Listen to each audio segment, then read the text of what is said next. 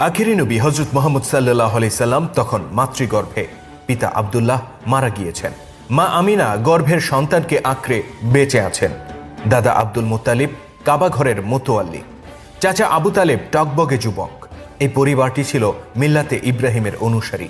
সমগ্র আরব পৌত্তলিকতায় ছেয়ে গেলেও রসুলের পূর্বপুরুষেরা ইব্রাহিম আলাইহিস সালামের ধর্মকে যতদূর সম্ভব আঁকড়ে ধরেছিলেন। পবিত্র কাবা আর জমজম কূপের দেখভাল করার দায়িত্ব ছিল তাদের হাতে, আর তাদেরই তত্ত্বাবধানে মক্কা এগিয়ে যায় সমৃদ্ধির দিকে। কাবাকে কেন্দ্র করে গড়ে ওঠে চমৎকার এক নগরী, যেখানে ছিল শত শত পরিবারের বসবাস আর অগণিত মানুষের যাতায়াত। সবকিছুই চলছিল ঠিকঠাক। হঠাৎ একদিন চারদিকে হইচই শোনা যায়। কি এক সংবাদে! মক্কার মানুষেরা পাগলের মতো ছুটতে শুরু করে। ব্যবসায়ীরা তাদের মালামাল ফেলে পালাতে থাকে। বাচ্চারা আতঙ্কে চিৎকার করে ওঠে। দোকানিরা দোকান বন্ধ করে ছুটে পালায়।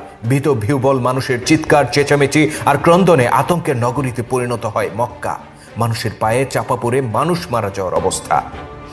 এক ব্যক্তি ছুটে এসে রসুলের চাচা আবু তালেবকে জানায়, মক্কার নিকটে তাঁবু ফেলেছে ইয়েমেনের শাসক আব্রাহা। তার সেনারা আব্দুল মুত্তালিবের সমস্ত ওট ছিনিয়ে নিয়েছে আর কয়েকজন নিরীহ মানুষকে ধরে নিয়ে গেছে। সে এই নগরী আক্রমণ করে কাবাঘর ধ্বংস করে দিতে এসেছে। এই সংবাদ শুনে আঁতকে ওঠেন আবু তালেব। এক মুহূর্ত দেরি না করে তিনি ছুটে যান পিতা আব্দুল মুত্তালিবের কাছে। আব্দুল মুত্তালিব তখন কাবা ঘরের ভেতর অবস্থান করছিলেন। বাদশাহ আব্রাহার তৎপরতার ব্যাপারে তিনি অবগত আছেন, তথাপি তার মুখে উদ্বেগের কোনো ছাপ দেখা যায় না। আবু তালেব পিতাকে বলেন, আপনি কেন এ ব্যাপারে এখনো কোনো পদক্ষেপ নিচ্ছেন না? তারা আমাদের সবগুলো ওট ছিনিয়ে নিয়েছে আর আমাদের লোকজনকে বন্দী করে নির্যাতন করছে। আমাদের সেই সক্ষমতা নেই যে আমরা এই বিশাল বাহিনীর বিরুদ্ধে রুখে দাঁড়াবো। আপনি কিছু একটা করুন।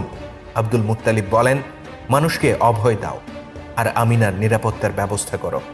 অতঃপর প্রাথমিক পরিস্থিতি সামাল দিয়ে পুত্র আবু তালেবকে সাথে নিয়ে তিনি ছুটে যান নগরীর বাইরে, যেখানে ঘাঁটি গেড়েছে আব্রাহার বাহিনী। পিতা পুত্র যখন ঘাঁটির নিকটে পৌঁছেন, তখন মক্কার সর্বোচ্চ নেতাকে গ্রহণ করতে ন্যূনতম ভদ্রতাটুকু দেখায় না আব্রাহার সেনারা। তারা অস্ত্রের মুখে জিম্মি করে তাকে ভেতরে নিয়ে যায়।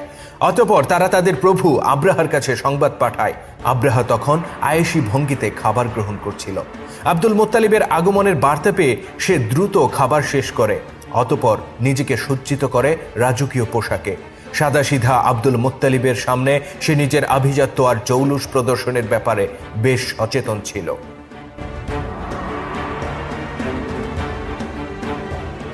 আব্দুল মুত্তালিবের কাছে আব্রাহা জানতে চায়, আমাকে বলো তো, এই কাবার পেছনে কি রহস্য লুকিয়ে আছে? কেন অগণিত মানুষ এখানে ছুটে আসে আর তোমরা তাদের সাথে ব্যবসা করে এত লাভবান হও? আমি ইয়েমেনে